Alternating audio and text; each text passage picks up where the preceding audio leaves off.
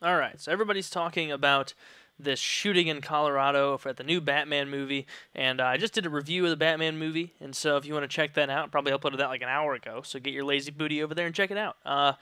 So about this though, I mean, it's a terrible, terrible tragedy, but at the same time, the worst part about it is the fact that don't you just know that the media is going to take advantage of this and say, hey, this is a great story, let's milk this for the next 4, 5, 6 days, let's do it, we can do a week recap and just see if we found any new reasons why this murderer may have done it. Man, because that's so fascinating, because why would this guy go into a theater of all places dressed up in like riot gear and an AR-15 and a couple Glocks and some tear gas? Why would he do that? Why would he do that at the Batman release? Is there a special reason for that? Is there a motive? Why? Let's have a forensic psychiatrist come in and talk about it and stuff like that. And they're just going to milk it and milk it and milk it, and they are going to make it 100% about the shooter and about how he killed them and why he killed them. And probably you'll have difficult times finding even a list of everyone who was wounded and killed. That's how the media is, because as much as we hate to admit it, we don't care about the victims. We don't care about the victims. We pretend to, yeah, if we knew them, we would care. But me, living in St. Louis, I don't have a connection, if any connection at all, with the people who lost their lives last night. I don't have any at all.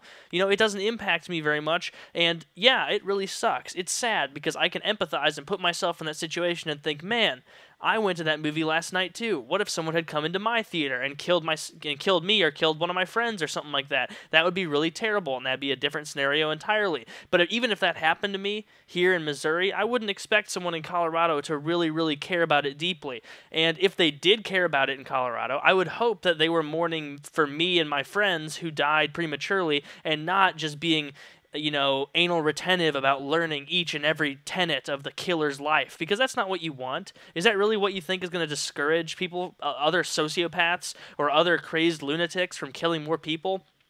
Giving them days and days and days worth of news time and airtime and radio time. Think of how much money Coca-Cola would have to pay to get as much time on the air as this kid is going to get over the course of the next week. Probably like $1 billion.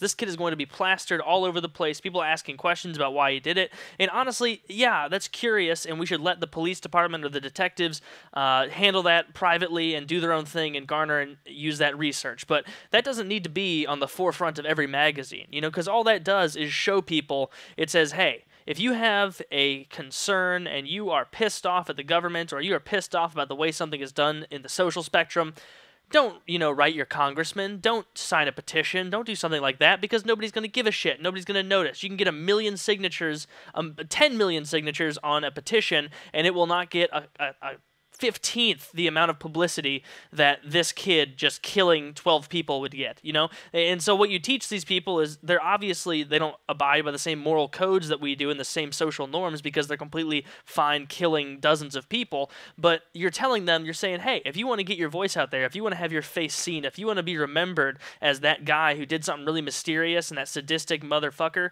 then just go out there and kill people, because I guarantee that there are sociopaths and crazy people out there who have already thought, you know what? I am going to kill all those people because I want to be remembered. I want to be known. I want people to know what I did. And when you make them out to be the focal point of the whole issue, you'd make it so that it's almost like the victims aren't even people. You make it almost like the victims are just a number that are a consequence of the actions of this serial killer who's getting all the attention. And that's disrespectful to the victims, because you're paying infinitely more attention to this guy, even though, that's natural. That's part of our macabre curiosity as humans, that we're curious about that, because most of us don't feel the need to kill a bunch of people all the time. And if we do, it's kind of joking, like, oh, this guy's taking forever at the ATM, I wish I could just kill him, like something like that. It's not like you're realistically gonna go in somewhere dressed up like a riot man and then just shoot a bunch of people, So just think about that. And also think about the fact, next time you're watching the news, look at how they portray this guy. They're going to portray this guy talking about all of his death counts and everything, talking about how intense he was and how he's a mystery, because apparently he was a very smart dude. He was studying neuroscience. He was going to go to get his PhD in neuroscience, but he withdrew from the program, I guess because of this plan. I have no idea, though. That's purely speculation. But he was a smart dude, and clearly he understood the benefit of going out there and killing people and getting your name plastered all over the place. And it's creepy enough. You can tell there's something wrong with this dude. You know, he's not a normal guy, but if there's one of them out there, it's humankind, for goodness sake. There's got to be a shit ton more just like that.